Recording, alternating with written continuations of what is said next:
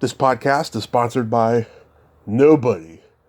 Hey dudes, welcome to Splat from the Past, the only 80s themed horror and sci-fi show where things can get totally radical. Now I am just so excited for today's show because for the third time I will be welcoming back Leslie Hoffman, the great, brave, courageous stunt lady.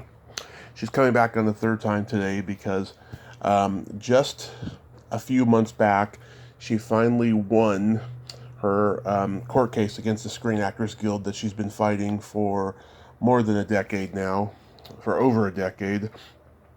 And we're going to talk about the victory win. I also noticed there's a couple of things on her resume that we haven't talked about in the past, and I'm going to talk to her about it. And it's going to be a great conversation. Like I said, Leslie is a brave, awesome lady, and it's going to be just a great conversation to have today. So yeah, here is my new interview with Leslie Hoffman.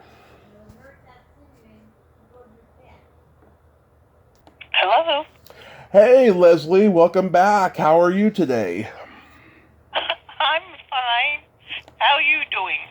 I'm doing pretty good, other than the fact that we have a fire up here, but other than that, I'm good. Oh, a forest fire? What? Over here in Redding, California, there's fires every day during the summertime and a little bit of the spring and fall.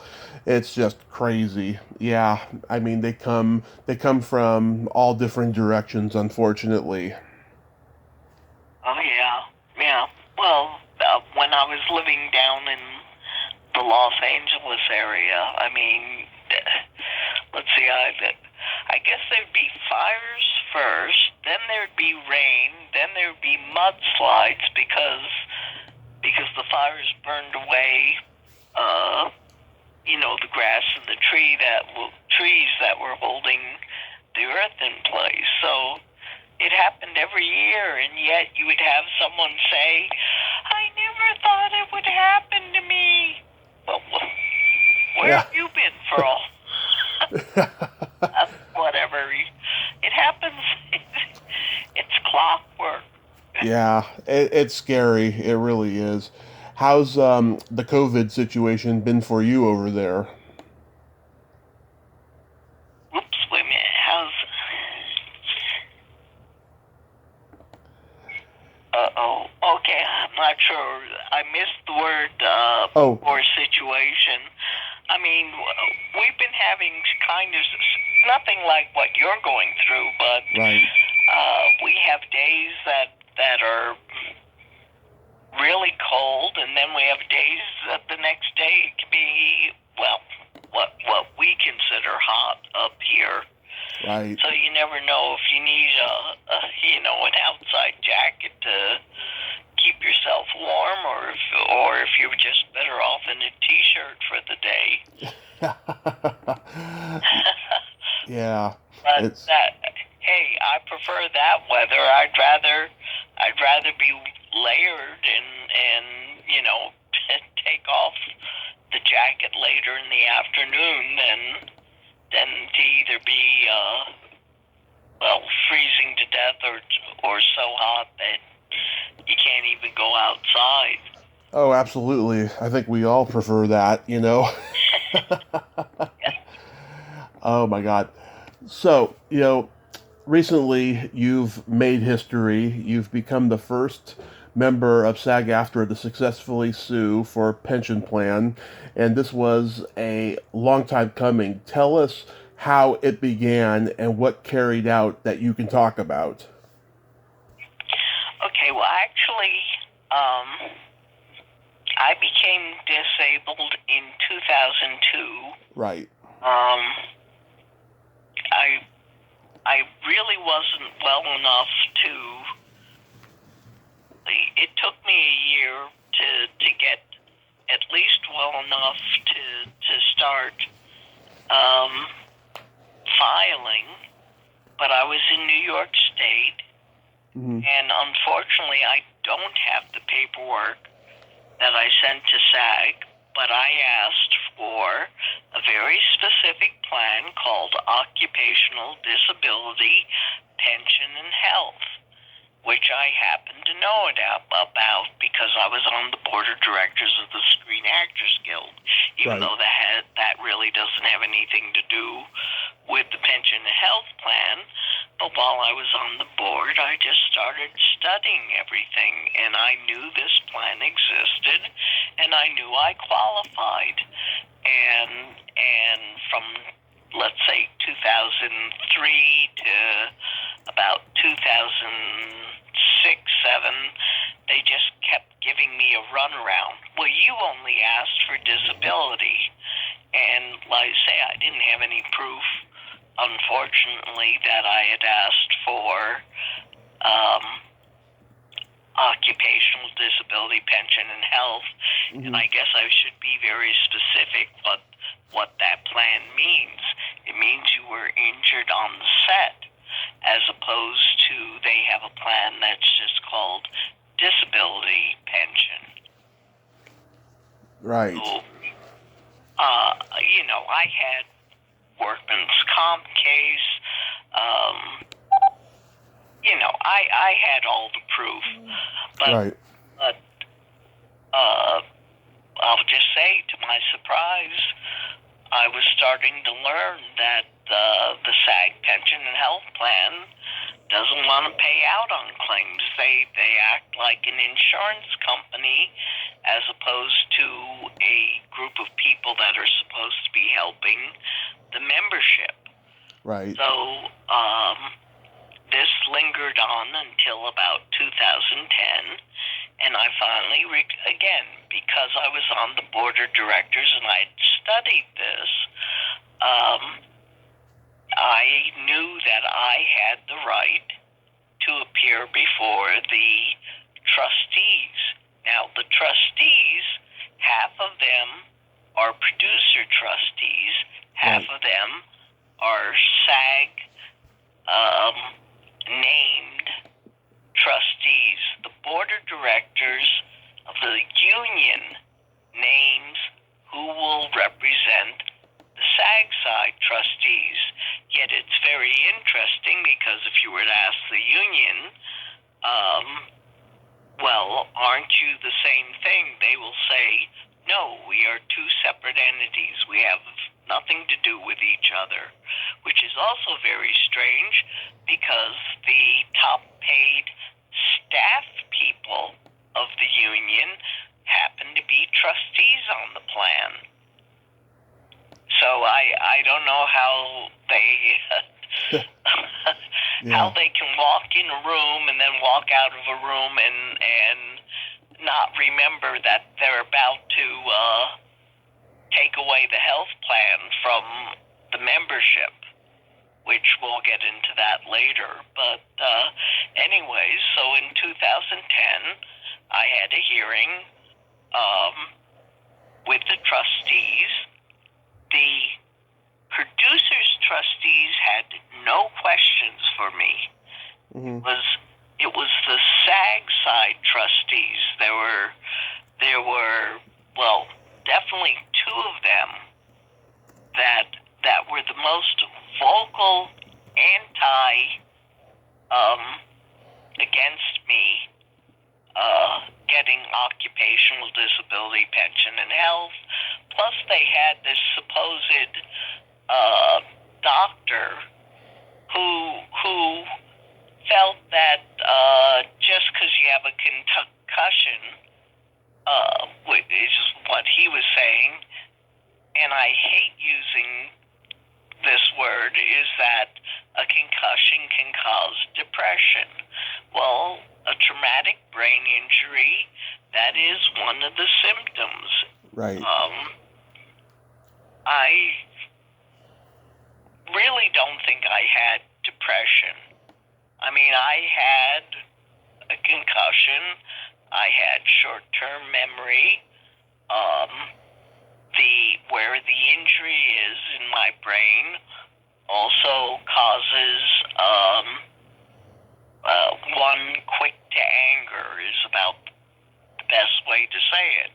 Right. So most of the doctors I'll say in the United States, has no idea what to do with a traumatic brain injury. So it's just really simple just to say, oh, they have depression. Right. I mean, it's just automatically misdiagnosed. Anyways, so they voted against me. And again, most people would give up. But I happen to know that I had so many days that I could hire a lawyer and sue the pension and health plan. And, well, I won't go into real specific details, but I finally found, well, now I have to back up. Pension and health plans are covered by a very specific law called ERISA. And I don't know what, it's ERISA. And I don't remember what it stands for, but it was introduced to the federal government in 1974, and it was introduced as something to help employees. Well, that is a total lie. It was introduced, or if you were to read all the things about ERISA, it's to help the employers. It's not to help the employees. You cannot have a jury trial. There's no such thing as pain and suffering. And you don't even get a deposition. I mean, it's just their lawyers with the judge. And that's it. That's how ERISA works. Oh, my God. So if you have... Oh, another thing I learned is lawyers are allowed to lie in court.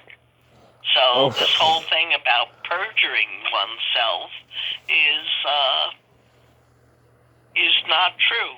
A lawyer can go into a room and say the plaintiff is a criminal, is an alcoholic, is a this, is a that, and nobody can stop them from saying that. Oh, my God. Yeah. It's just amazing. And then the other thing is, it seems like in Southern California, especially, the judges create their own laws. Yep. And I also wonder if they get lobby money from the union. You know, that they're going to side with a corporation or a union before they're going to side with one single person. Right. So, anyways, in 2010, I started one lawsuit basically suing for occupational disability pension and health. In 2015, well, so the first lawyer did what they call is a summary judgment. In other words, he didn't even want to listen to what my lawyer wanted to say, and he just denied listening to the court case. So we had to go up to the next higher court, which is the 9th District Court, and that takes anywhere from 18 months to 2 years to even be able to go up to that court, and there's still a chance that they may say, we don't want to listen to this case. Luckily, they did want to listen to the case. So the first time was my lawyer knew that I was supposed to get a second opinion, and it was written in the SAG Pension and Health Plan pamphlet. Right. So they, you know, these trustees and these staff people didn't even follow what was in their book. So when the two lawyers went up to the 9th District Court, my lawyer convinced, well, there are 3 judges in the 9th District Court. court. Mm-hmm. He convinced them that a second opinion, besides that is what SAG requires, would have been valuable for my case. So these three judges overturned the lower court judge. It goes now. Unfortunately, the Ninth District Court doesn't. How do I say it? They will only look at a case and overturn it or not overturn it. They will not give a ruling. In other words, okay, she's right and she wins the case. Right. They just, like you say, they either overturn it or they don't overturn it. In this case, they overturned it, but they send it back down to the crooked judge that dismissed the case in the first place. Yep. So it goes back down to this first judge, and the guy says, well, how do we even know she's disabled? I was getting SSDI from the federal government. I'd won a workman's comp case, Right. and this guy has the gall to say, how do we even know she's disabled? Yeah. Did he read the paperwork that my lawyer gave him? Oh. And on top of it, he goes, well, he says, how do we even know she's disabled? And by the way, I'm retiring. Goodbye. Oh, my God. So we get a new judge. Yeah. This judge is known as the worst judge in the world. He has the record for the most overturned rulings that he creates his own law. This guy took a case as a judge where a man was suing a corporation, and it turns out that this judge had stock in the corporation. Right. Oh, boy. Should have recused himself. Yeah. I mean, who do you think he's gonna, rule in favor of?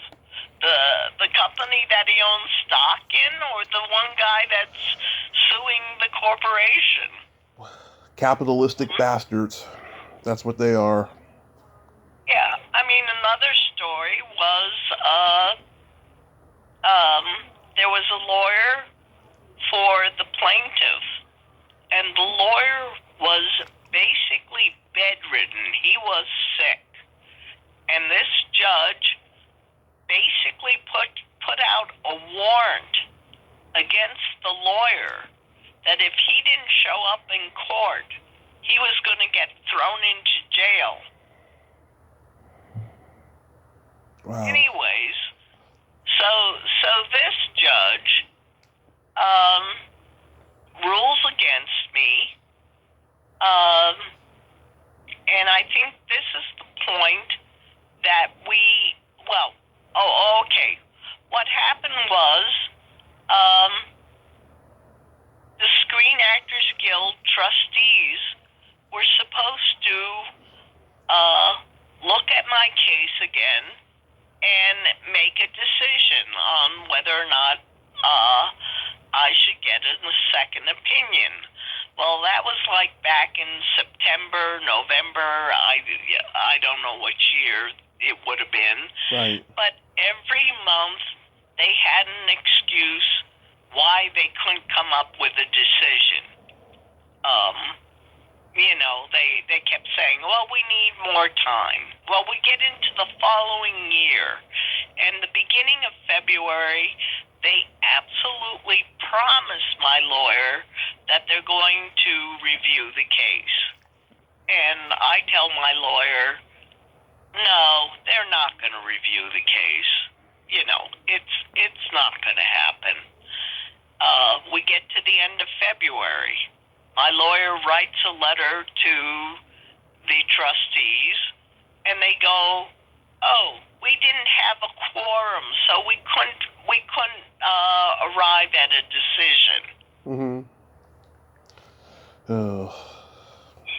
Yeah, I mean, so what happened was, at that point, now we must be getting to about 2015.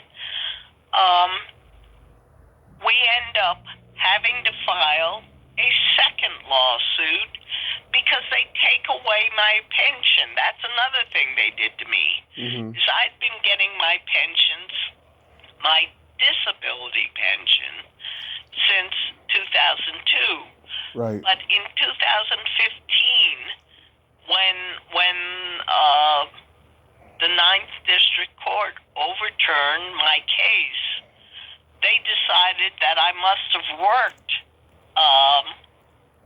when I said I was disabled. Right. I never worked. But like you say, people can say anything they feel like when it comes to ERISA, and they took away my pension for no reason at all. They asked for my taxes from like 2002 to 2015. We provided that. It showed that I had no income or no work. Right. Actually, the pension and health plan, once a year, creates, I don't know what to call it, creates a piece of paper that it has columns. And in the columns, it says residuals, it says new sessions. That means, work, that Right. you did work. And then I guess maybe the third column is the total. Well, guess what? Their own pieces of paper showed I had not worked. Yet they decided that I had worked, and they took away my pension. And in fact, they sent me a letter saying that I owed them like $130,000. Oh my That's God. the next thing is that so they start trying to scare you. Yep. So, let's see. So, well, like I say, I feel like I'm jumping a bit, but It's okay. but so this judge that I was telling you about that he is known for having the most cases overturned by the Ninth District Court, decides that that it was a frivolous. Well, the second lawsuit was a frivolous lawsuit, and he was going to deny it. So when he did that, the Screen Actors Guild Pension and Health Plan sent a bill from their lawyers for about, I think it was over $250,000, but they were willing to settle for $250,000. So not only did I owe them $130,000 because supposedly I worked, Mm-hmm. now they're trying to have a judge say, "Oh, she owes you $250,000 because she filed a frivolous lawsuit." At least this guy said no to the bill, but he still turned down the second lawsuit, which was to return my pension to me. Oh my God. So we had to wait again another 18 months to 2 years to go up to the Ninth District Court to prove I hadn't worked. They agreed with me. So now for the second time, the Ninth District Court overturned a lower court judge's ruling. So it goes back down to this judge. Now this judge I forget what age it is. I guess probably 65 or something. There's a rule on judges that if you reach a certain age, you don't have to do every case that comes before you. Right. Have like this seniority, I don't know what to call it, that you're able to pick and choose your caseload and listen to it. Right. Well, he had no feelings to listen to my case. So my case sat in a pile with this guy, with this judge, and my lawyer's trying to write to him saying, when are you going to listen? When are you going to listen to this? Right. And all of a sudden, out of nowhere, they want to do a mediation, which means it's another judge. And supposedly my lawyer and the SAG pension and health lawyer do the mediation, and they supposedly are supposed to try to come up with a number and all this. Well, again, well, this gets even crazier. Yeah. So a date was set for the mediation, except this original judge dies. Wow. The judge dies. They take the mediation off of the court schedule. Wow. So now we're missing two judges. They finally, I don't even remember what happened. I think they finally assigned another judge to do the mediation, and of course the mediation was going, we'll give you $1 to go away or so. Who knows? I don't know. I mean, it was amazing. Yeah. So then they finally put in another judge to listen to my case. I think this judge immediately gives up the case. He doesn't want to listen to it. So it goes to another judge who, well, now I'm trying to think. This is, again, it gets very confusing. At some point, I was given my pension back. Mm-hmm. So now we're trying to go back to the first case, which is the health plan.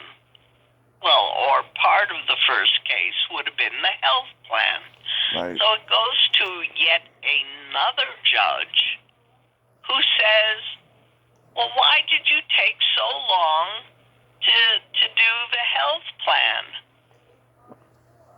Well, it was the pension and health. It was the judges.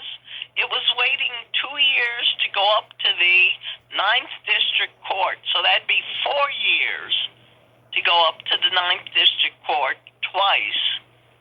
And this judge, who obviously did not read, well, whether he read the reports or didn't read the reports, he decides that I took too long to fight for the health plan, the original lawsuit. So he said, you're out of, I can't think of the right word at the moment, but statute of limitations. Right. He's trying to come up with some stupid excuse of why my original lawsuit was no longer good or worth ruling on because I took too long. I took too long. Not that they took too long, but I took too long. So we had to go up to the 9th District Court for a third time. Right. 2 years to get to the 9th District. So So, in other words, if you were to add up all the times that we had to go up to the Ninth District Court, you're talking close to 6 years just to get up to the Ninth District Court and go before 3 judges instead of the lower court judge in the Los Angeles area.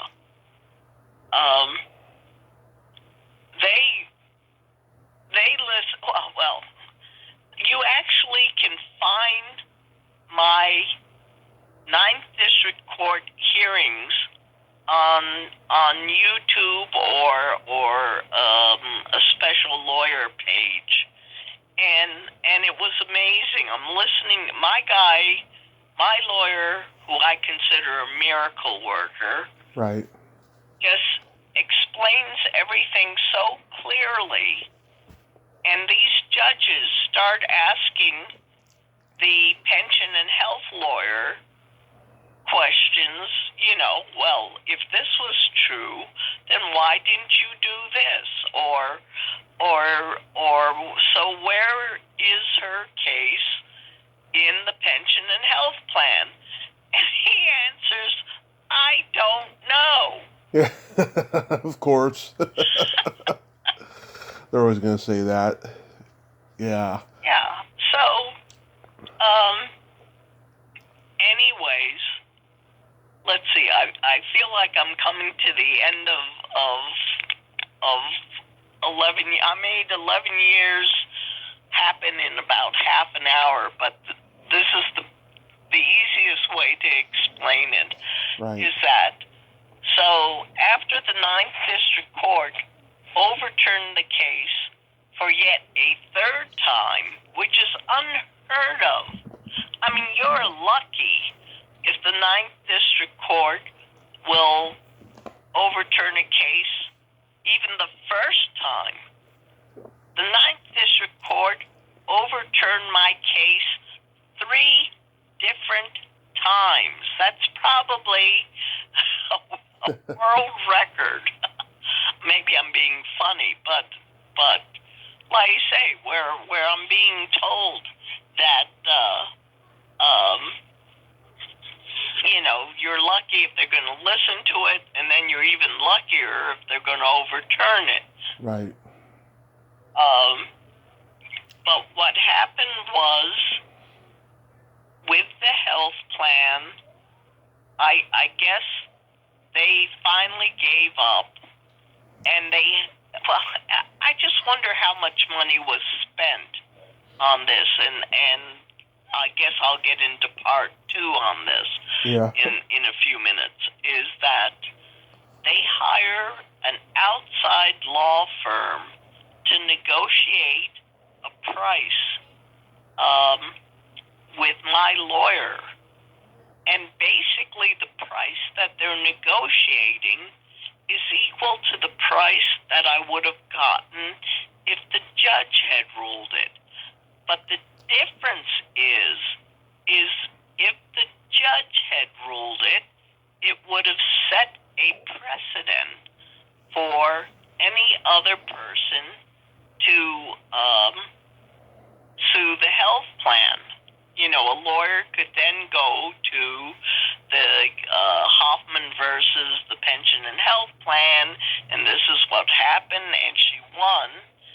Well, SAG didn't want that. So they were more than willing to negotiate basically a settlement for the same amount of money that a judge would have ruled.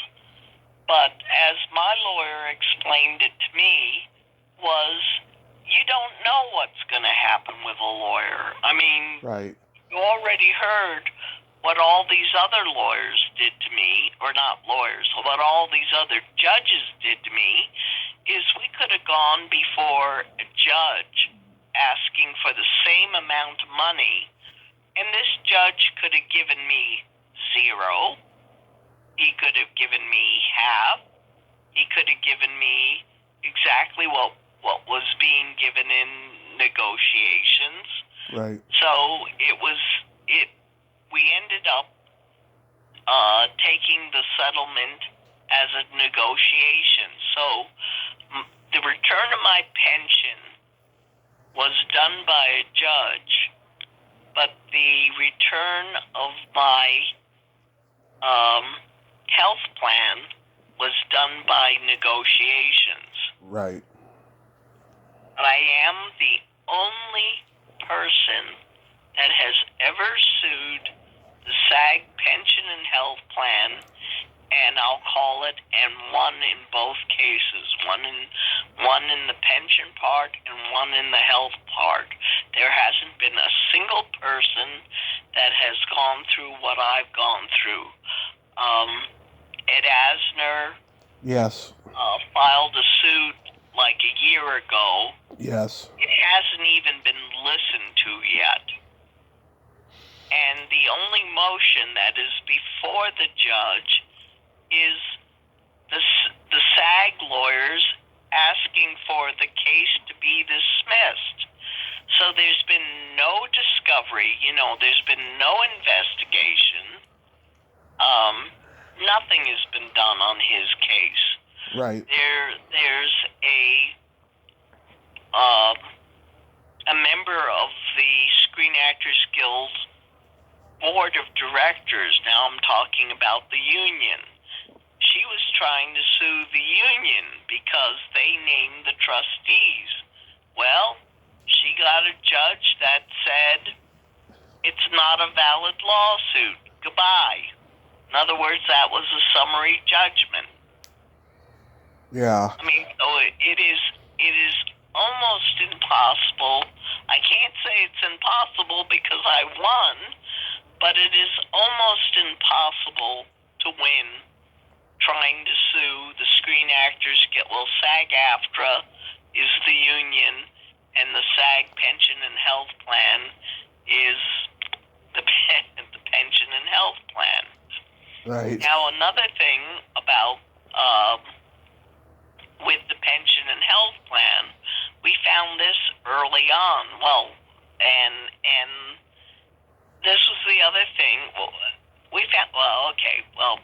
What we found was there were emails sent from the pension and health plan staff to the lawyers before I even had my hearing.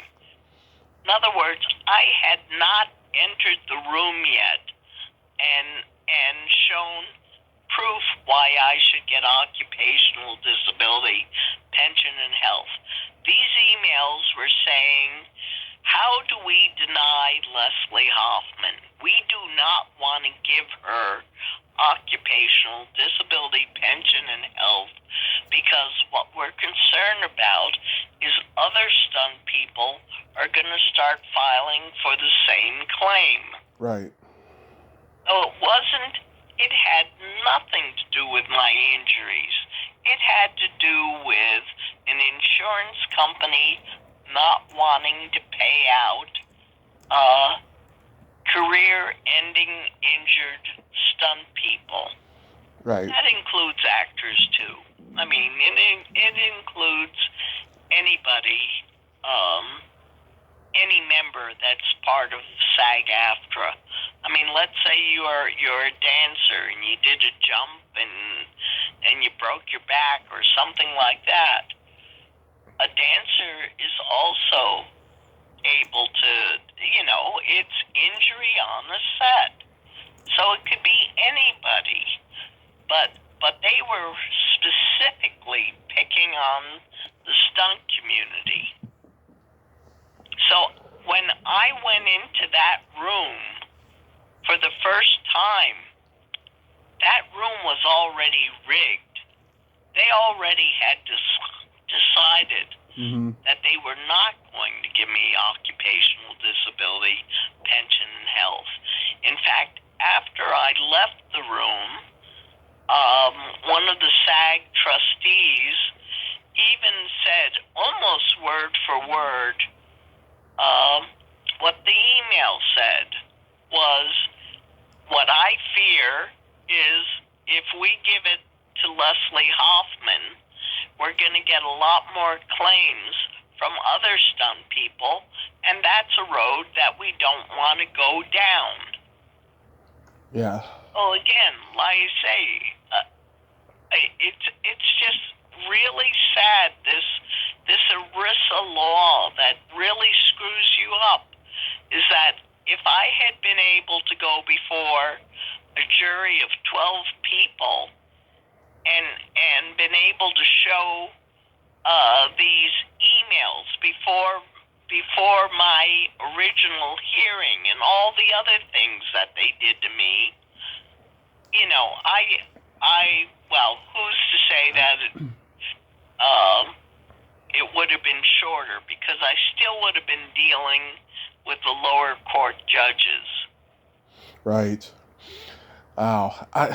I'm having so much deja vu right now because a lot of this happened to me with my permanent disability money that I had. Lost it in 2012, got it back after my car accident in 2016. I've had it ever since. I went through a lot of the same stuff. The judge went from being on my side to being on their side. The whole thing. It's just, it's disgraceful. It's universal. It's happening everywhere, unfortunately. You mentioned Ed Asner. Yeah, I talked to him last summer when the whole controversy about the pension plans happened, and I asked him, what he thought about it because he had been 2 terms president, and he said it was just he thought it was so disgusting. He never thought in his lifetime anything like that would ever happen. And about 6 months later, when I saw the headline that Ed Asner was suing SAG-AFTRA, I was like, yes, good. I knew it was going to happen. I knew it. Just the way he sounded. And yeah, I mean, it's horrible. It's really horrible. Right. Well, and then I don't understand why it's sort of been 5 years increment. Is that in 2010 was my lawsuit. In 2015, the trustees decided that early retirees were not qualified to get a health plan anymore. Right. Even though they were making the money required per quarter to qualify for a health plan, they just decided that early retirees don't get health plans anymore. So that was, believe it or not, that was only 300 people. But still, of the 300 people, none of them filed a lawsuit. I don't know what it is with the membership. Are they afraid they're not going to work? Are they afraid that someone's going to take them out? Or I don't know. I'm being I don't know. a little facetious there, but not a single. Everybody was screaming in 2015 when the health plan was taken away from them. But people love to scream, but people also love to not take any action. Right. And none of the 300 took any action. So the early retirees in 2015 lost their health plan. Now we get up to 2020, and now the trustees get bold. They get rid of 12,000 members that should be getting the health plan. They just decide that 12,000 members are not entitled to to the health plan anymore, and 8,200 of the 12,000 are seniors. Yeah. The people that would need it the most. And the other thing was, when we were just the Screen Actors Guild, to qualify for what was called the senior plan was almost, I don't know, it was like an honor. Back in the early 2000s, the senior health plan was free. you reached 65, you worked all these years, you made enough money, you had so many pension credits, or credits is what we call it, and you were given your health plan the rest of your life. Then all of a sudden the trustees decided that seniors should pay premiums. And then, like you say, and they kept raising the premiums. And then in 2015, they decided that seniors don't get the health plan at all. And on top of it, well, I guess maybe there might be some seniors that get the health plan. But they made another rule, is residuals do not count for seniors. Oh, boy. So you could be a star of a show. I'll take MASH, for example. Right. I don't know how old Alan Alda is. He probably is over 65 by now.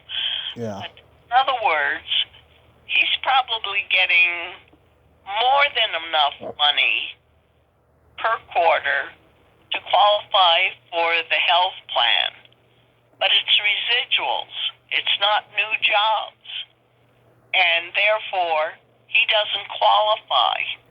He could be getting $100,000 in residuals every year, and now the pension and health plan has said seniors' residuals don't qualify as income.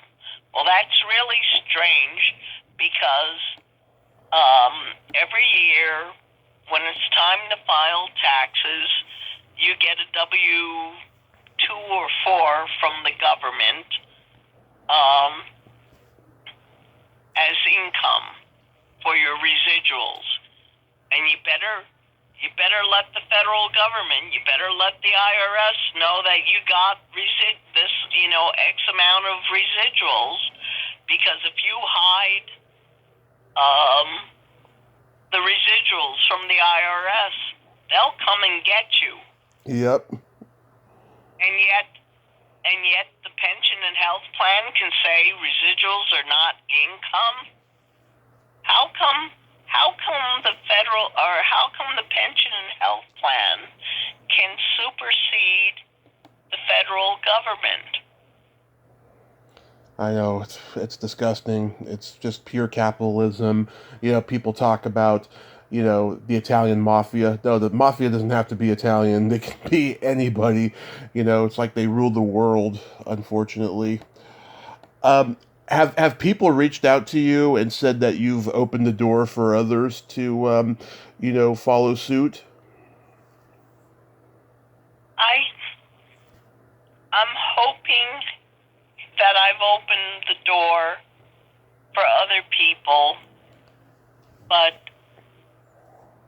I'll say what I learned through the 11 years was, other than a couple of people that didn't want their names mentioned because they didn't want to get blacklisted or anything, I was by myself. There was no group of stunt people that backed me for 11 years. Right. There was no one on the board of directors that actually, at a board of directors meeting, brought up my situation. I actually went to the Stunt and Safety Committee meeting back when the chair was the secretary-treasurer of the whole SAG-AFTRA union. And she was the local president of LA, and she happened to be the chair of the stunt committee. Right. And they turned me down.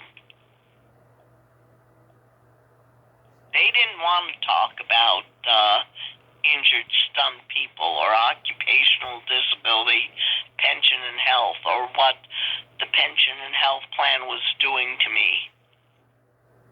I mean, I was an outcast. I mean, I don't even know how to begin to describe 11 years of exile. Yeah. That's what it felt like. I remember your quote on IMDb. McCarthyism still exists, and it exists in the SAG-AFTRA. That was a very powerful Right. quote. Right. Yeah, no, that actually I wrote that, and that was even early on. That was almost the beginning of my blacklisting or what was going on Right. with the pension and health plan. Like I say, the people in the blacklist years that stood up for the rights of not wanting to name other people, and they ended up in jail. I mean, it turned out that I don't know if you know the whole story about the blacklist years. The guy that headed up the Un-American Committee, right, turned out to be a crook himself and ended up in jail. Yeah. I know, he's a hypocrite. Yeah. Oh, that's crazy. And yet you have, well, like I say, there was a big division. It's misunderstood. The Hollywood 10 was not actors. Actually, the Hollywood 10 were the writers. It was like Trumbull and I can't think of the other names, but the original Hollywood 10 were the writers. Right. Then the actors got involved. Then the whole Screen Actors Guild got involved. In fact, Ronald Reagan headed up the Un-American Committee at the Screen Actors Guild. Now, whether this is a true story or not, I was told a story about this. He was married to somebody else, but a Nancy Davis was supposedly connected with the Communist Party, except that there happened to be two Nancy Davises, and they called in this one Nancy, and it was the wrong one. Yeah. Well, guess what Nancy Davis is? She's Ronald Reagan's second wife. She's Nancy Reagan. Right. So, I don't know. It's just very sad.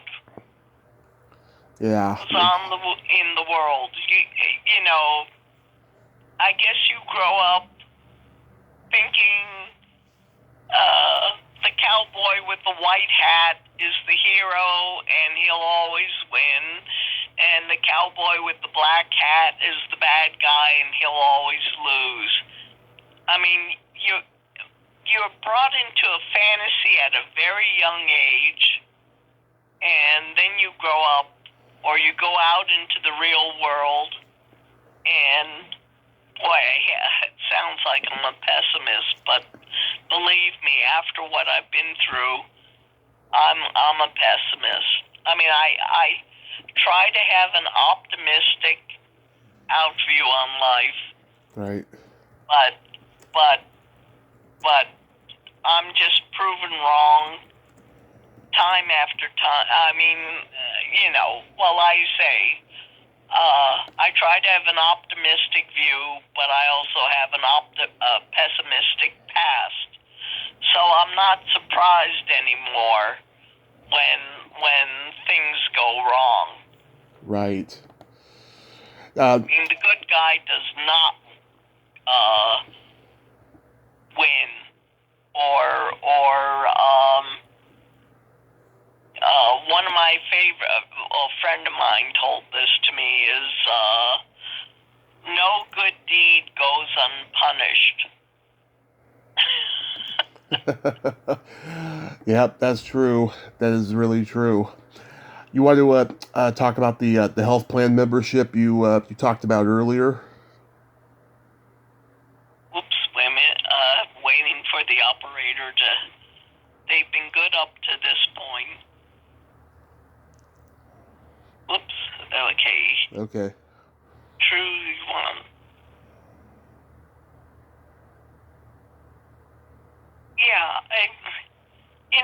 I had to be silent all these years, and then I had boy,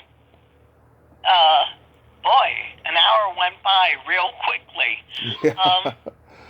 I had people call me up through the 11 years asking me for help, and I would tell them what to do, and then they wouldn't do it. Or I had a person say, thank you for the information, but I don't want to end up like you.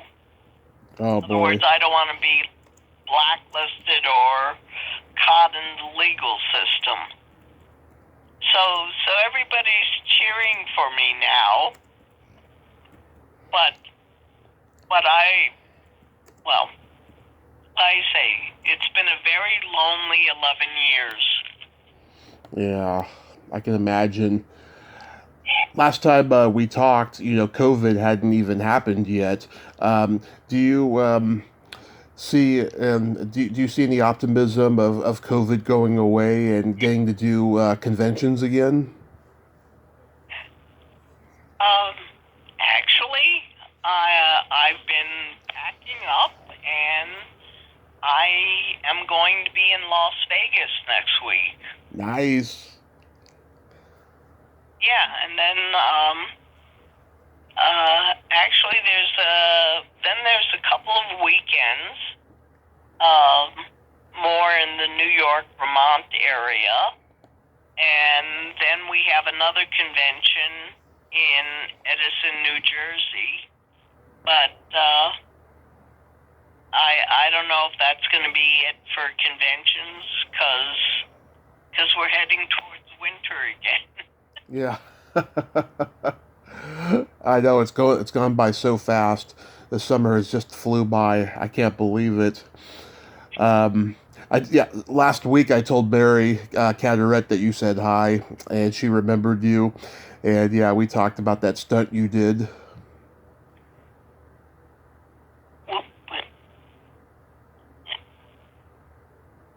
Oh.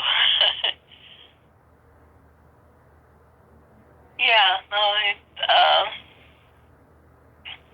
oops, I guess I'm missing the operator isn't writing the correct words.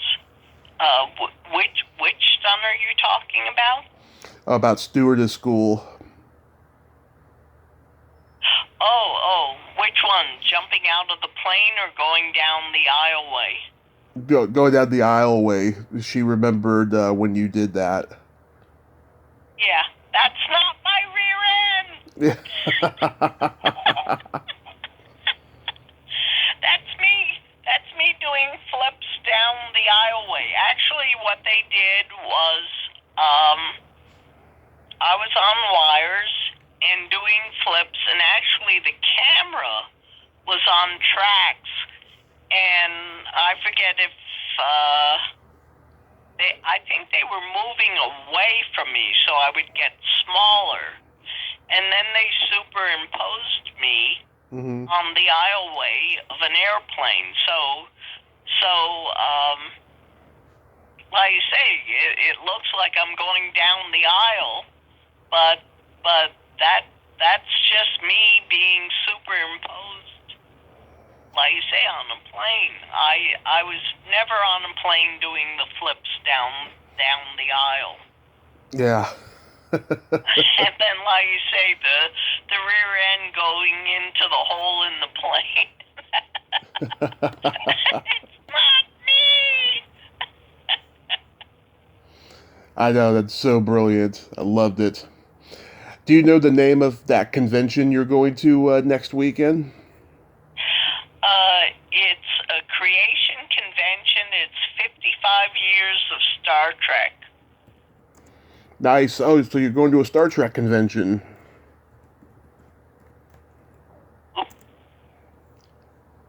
So you're going to a Star Trek convention then? Yes, it's a Star Trek convention. I don't know. I've been trying to do horror conventions. Well, I've done a couple, but I wish that these horror conventions would invite me.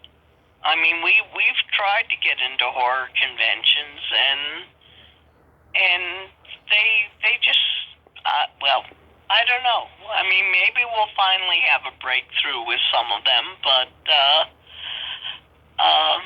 I would love to do a horror convention. I mean, there've been in fact, there's been Star Trek conventions that a horror fan will come up to me with a poster from Nightmare on Elm Street and say, "I've been trying to get your signature. I have everybody's signature. Well, it's Johnny Depp's and my signature, and maybe one other person." They say, I've been trying to get your signature for years, but you're never at a convention. Well, isn't that, I'm not at a convention, it's that a convention hasn't invited me to it. Yeah. Yeah. I mean, I would love to meet you at a convention, in California. Hopefully someday they'll invite you. Yeah. I don't know.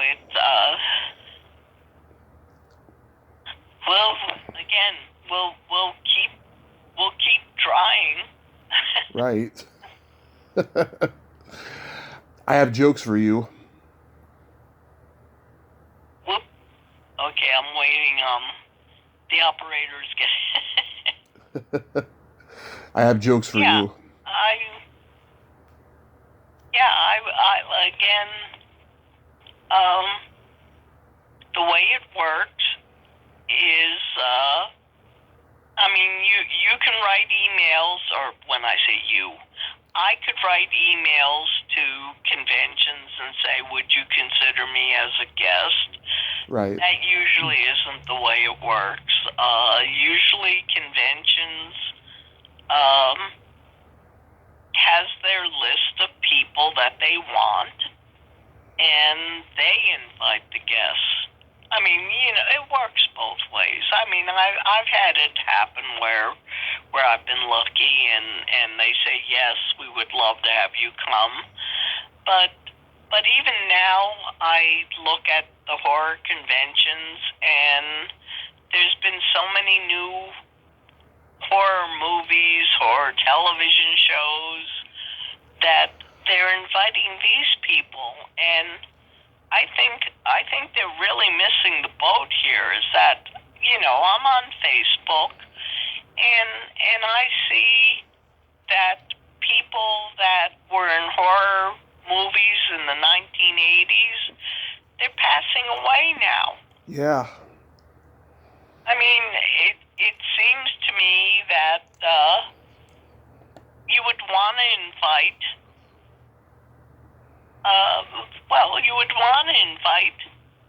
the older people, because once we're gone, Yeah. that's the end of it. I mean, yes, I understand that people just saw a newer horror movie, and it's exciting to see someone from the newer horror movie. Right. But I think you got to do an even mix of, I mean, the 1980s to me were the classic years of horror films. I mean, Right. it was on Elm Street, Friday the 13th, Halloween, Texas Chainsaw Massacre. I mean, I'm naming the more common ones. Creepshow. Surprises me when people say Motel Hell to me. Yeah. Or the movie The Car. But, you know, like you say, we're slowly disappearing. I know. I've lost 7 guests of mine in the last, like, I don't know, half a year. They've all passed. Ironically, 2 people I was supposed to interview last year died of COVID right when COVID started, but the other 7, I don't know if they died of COVID at all. But it's just very devastating to me because they're such good people, and a couple of them I grew attached to. I feel like that they were they were true friends to me. Yeah. I mean, that's the thing is that these are good people. I mean, I don't know.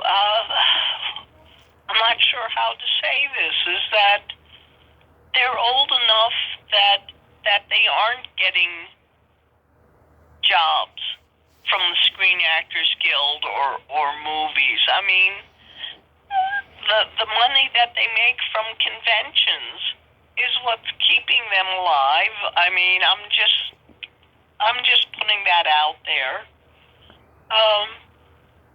I mean, the younger people still have a career ahead of them, and I don't know, it kind of reminds me of when I still lived in Los Angeles. I was at a horror convention, and the person that I was sitting next to was Vampira, not Elvira, but Vampira. Yeah. And, I mean, she lived in a garage that had been turned into an apartment. Wow. I mean, it just is really sad, and where people should be honoring her. Well, she's gone now, but right. Where people should be honoring her, the sad thing is that she's long forgotten. I don't know if people thought that she had millions of dollars or I don't know. I just don't know what people think about the older people. Is that, oh, well, they must be super rich, so we don't need them at a convention, or like I say, well, we want these newer people because people recognize them in these newer horror films. I mean, it's a couple of very good friends of mine is Dick Warlock. Oh yeah. Tom Morga. Right. I mean, these people should be doing horror conventions. People should be thrilled to see these people. I saw that Tom Morga was scheduled for a couple of conventions this year because they couldn't celebrate Friday the 13th Part 5's anniversary last year because of COVID. But yeah, he's scheduled for a couple of them. But that was cool. I mean, did you get to talk to Vampira? Was she nice? Yeah, well, because, how do I say this? Because I didn't really know the background, what happened to her. Yeah. We just spoke as people, and she was really nice to me because I didn't bring up anything that I wasn't aware of what happened to her life. So she was very friendly, and we just talked about different things. She was so nice, and it wasn't until later that this person who had been trying to help her told me the whole background story about her. I mean, I hate to was about her, but, she was supposed to do the television show that Cassandra Elvira ended up doing. Right. She actually filed a lawsuit against Elvira. Right. That it was a ripped-off character, and she lost. So all the money she put into this, well, here we go with lawyers and judges, all this money that she put into this lawsuit that her character was being, I'll call it plagiarized, she lost. Yeah. Oh my God. Yeah. I mean, and I have nothing bad to say about Cassandra. Is that I did a horror show, I don't know, 5-6 years ago in San Antonio, and Cassandra was there, and she was one of the nicest people talking about Star Trek, talking about horror conventions. You have some people, some guest signers that are pain in the necks. Right. They promise they're going to be there 3 days, and they leave on Sunday because they figure Sunday is a or a poor signer day, is that people have already spent their money. So even though these people have been paid to be there 3 days, they leave on the Sunday. Yeah. Convention is even ended. Or let's say the convention shuts down at 5 o'clock or something. Mm-hmm. These people are out of there at 4:30. Cassandra and Robert Englund. Yep. These people have extremely long lines of yeah. fans. And both those people will sit in the booth or the table and make sure that every single person in that line gets an autograph. They don't say, "I'm done, goodbye, get lost." Right. They made sure. I mean, this is what I saw. They made, both these people, Cassandra and Robert, they made sure that every single fan got an autograph. Anybody that was in line got an autograph. Right. I mean, they stayed extra time to be with the fans. I mean, the one thing that I keep saying is that without the fans, we wouldn't be there in the first place. Exactly. Exactly. Very well said, Leslie. Have you been vaccinated yet? Oops, I think I heard what you said. Yes, I have my card. That's part of this 55 celebration, is that I guess Las Vegas is really getting hit now, and they've come up with rules that you have to have the card, and with the card you get this brown bracelet to show that you have had the double vaccination, that you're fully covered. Right. I think the airlines are doing it now too. Yeah. But and they're putting up plexiglass, which is going to be kind of strange. I don't know if the plexiglass. I tried to ask them this question: is it the plexiglass going to touch the table, or is it the plexiglass more like a salad bar? Is there going to be a space underneath there that you can slide the picture underneath? I mean, what good is the plexiglass if you got to step around the plexiglass to hand them the photo? Yeah. I don't know what's going to happen there. I don't know. I mean, all of those Zoom conventions happened, last year. I watched some of them on YouTube. They were just silly and awkward. I would never take part in those. Yeah.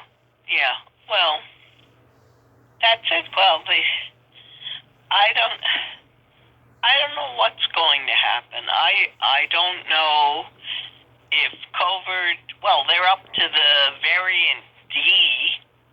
I mean, I don't even know where B and C went off to. Yeah. But they're up to D now.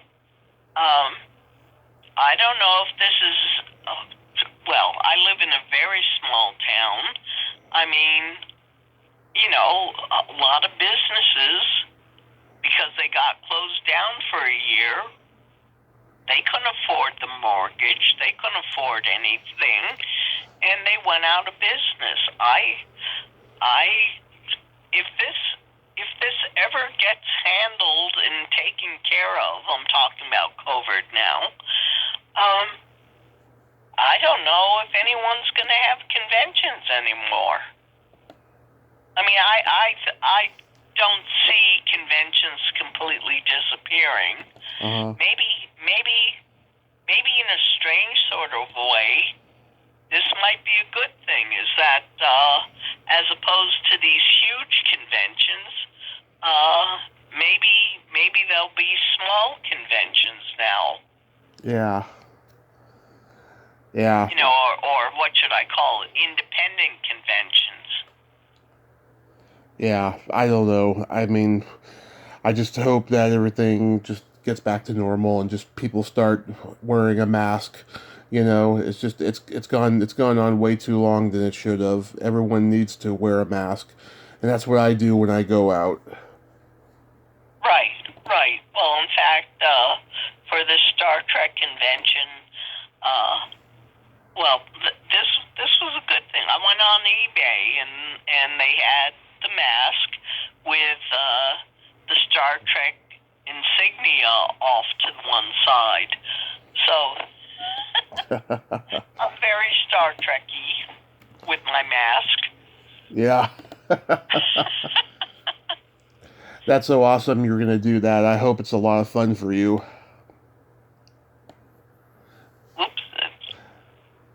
I hope you have fun at the Star Trek convention. That should be a lot of fun for you. I'm hoping it's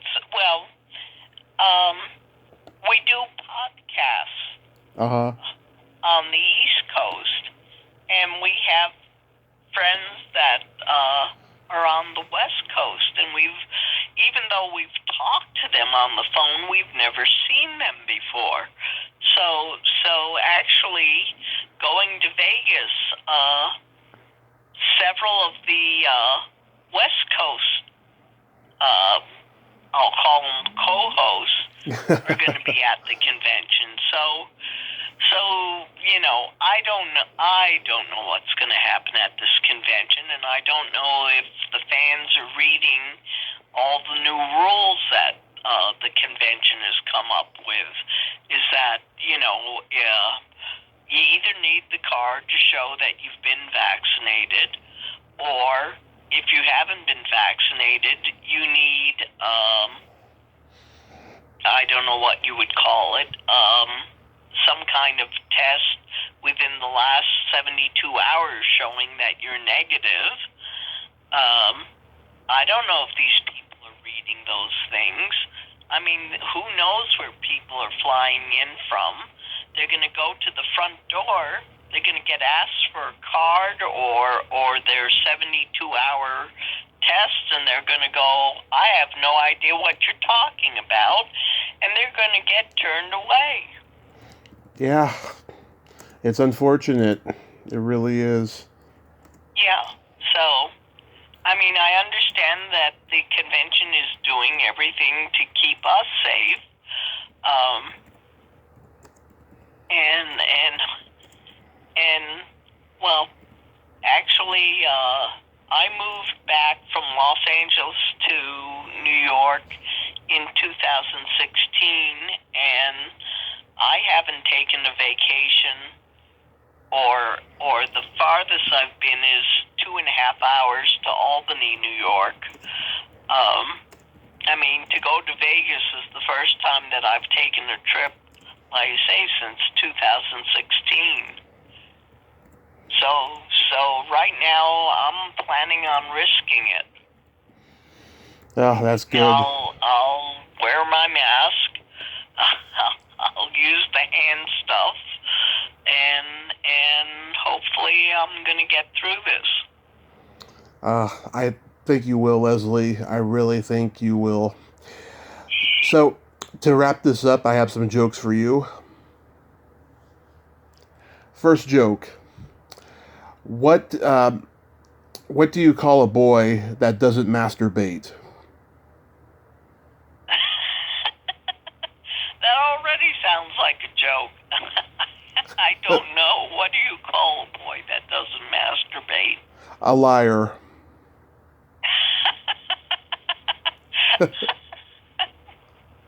Yeah, that's... Okay. Yeah. Why is drinking cheap beer like performing cunnilingus on your sister? Uh-oh. Okay, I had to wait for the up. Why is the cheap beer like performing? Cunnilingus.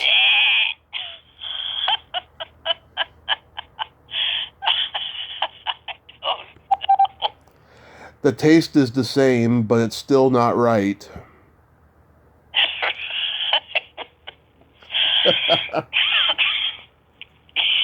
Yeah. Leslie, you are so inspirational and amazing. Thank you so much for coming back on again, and that we got to talk about this amazing journey you took with this court case. I hope now you can have some inner peace and everything will be all right from now on. Well, like I say, I'm really hoping that this Vegas trip is what I'll call the reward for the 11 years. Very well said. You have yourself a great day, and please stay safe. You too. Yeah, you stay safe. Please stay safe. And I appreciate coming back on again and talking to you. My pleasure. My pleasure. Okay, bye-bye. Bye. Well, there you have it. Leslie Hoffman. Ain't she a sweetheart? I know I know earlier in the show, at the beginning I said we were going to mention some credits that we didn't talk about last time. I realized we actually did talk about them. And so this was more interesting, talking about her case and the conventions and what have you. So, until next time, this is Tommy Throwback Kovac saying, there's no shame in living in the past, because the present sucks. Later, dudes.